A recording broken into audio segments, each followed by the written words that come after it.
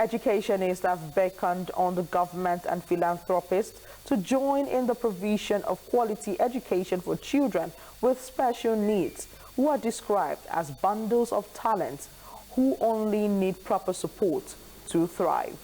A board member, Olusoji Oluwole, while speaking during the school's Founders' Day anniversary, explained that the school was established to offer support to children with special needs, many of whom had been hiding at home due to financial and psychological constraints.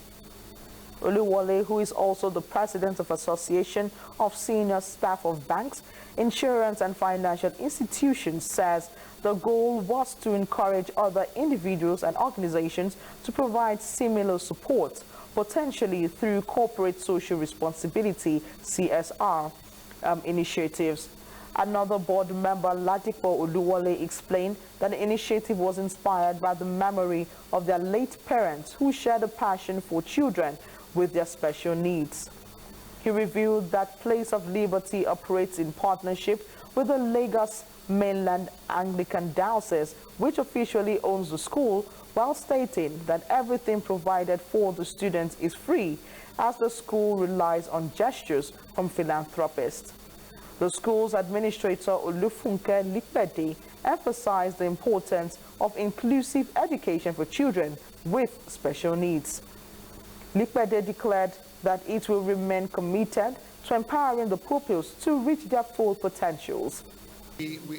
Everyone that trains them as trained and skilled in not just teaching them on those things, but they also know how to work with special needs children, because that requires patience.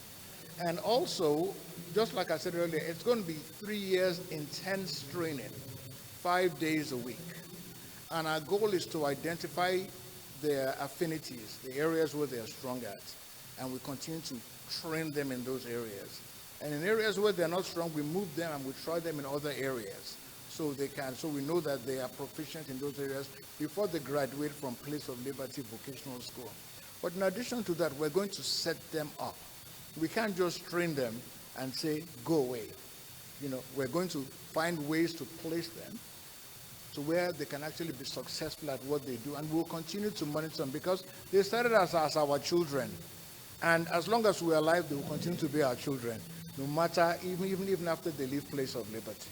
They've gone through the first stage, which is the educational part, bringing them up to be able to read, to be able to write, to be able to speak. Some of them could not talk, so we've gone through that one. Some couldn't walk properly. They've gone through physiotherapy.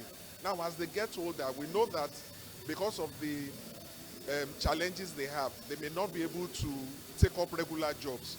So that is why the vocational school started. It started this year for them to learn skills, and from those skills, they will be able to produce things that can be sold and earn some money for them as well, so that when they eventually graduate finally from the school, because it has an age limit with which we can keep them.